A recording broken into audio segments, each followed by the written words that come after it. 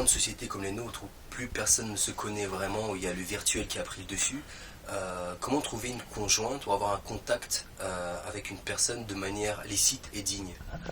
Alors, c'est pas évident, parce que justement, on est en train de travailler pour essayer de trouver des solutions et répondre à cette problématique. Maintenant, la- les solutions que nous possédons et qu'on a toujours possédées, c'est justement les cadres familiales, les amis, les gens de confiance, les gens qu'on peut rencontrer soit dans nos études, soit dans les échanges au niveau du travail. Donc à partir du moment où on fait confiance à une personne, cette personne peut intervenir et aider. C'est-à-dire que tout le monde connaît quelqu'un. À partir de là, tout le monde peut aider. Maintenant, rester dans le cadre licite nous impose de nous renseigner sur ce qui est licite et ce qui ne l'est pas.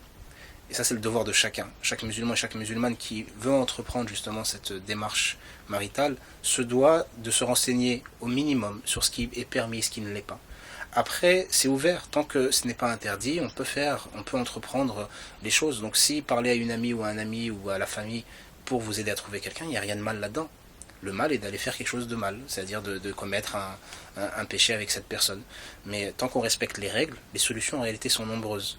Maintenant, pour répondre au niveau du côté virtuel, c'est clair qu'on vit dans une société qui est très virtuelle et très individualiste, où les gens justement se renferment en eux-mêmes et ne pensent qu'à eux. On a tous des relations très virtuelles, on a tous plein d'amis qu'on ne connaît pas. Donc c'est déjà quand même assez intéressant en soi de les appeler des amis. Et on vit à travers cet écran.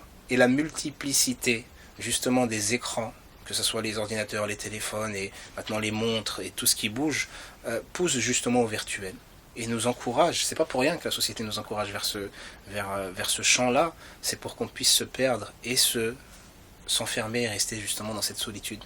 Parce que on n'a jamais eu autant d'amis, mais on s'est jamais autant senti seul en même moment et en même temps. Donc pour sortir pour essayer de ne pas entrer dans ces relations virtuelles et vraiment d'accomplir ce projet de mariage, il faut, j'allais dire tout simplement, mais ça serait peut-être un peu trop prétentieux d'utiliser ce mot-là, mais essayer de revenir dans le réel. Vraiment essayer de décrocher du virtuel.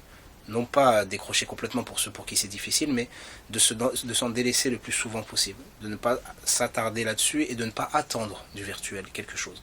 Parce que si vous attendez quelque chose du virtuel, il ne va pas forcément vous donner quelque chose de bon. Il ne faut pas s'attendre que quelque chose de réel sorte du virtuel.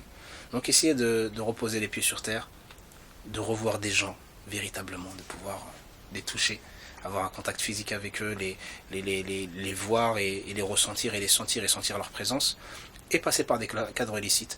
Maintenant, il y a des choses qui sont en train de se faire. Vous avez de plus en plus de mosquées, d'associations qui proposent justement d'accompagner et d'aider les gens à trouver leur conjoint et leur conjointe.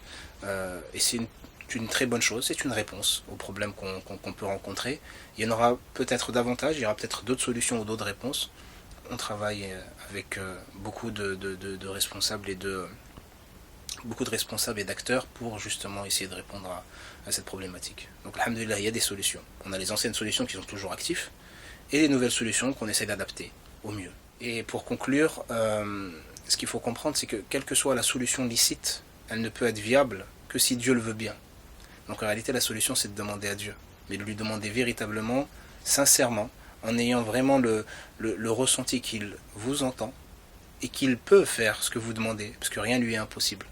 Tout le reste ne seront que des causes et des moyens. Mais la véritable solution, c'est de demander à Dieu, parce que c'est lui qui donne et c'est lui qui prend.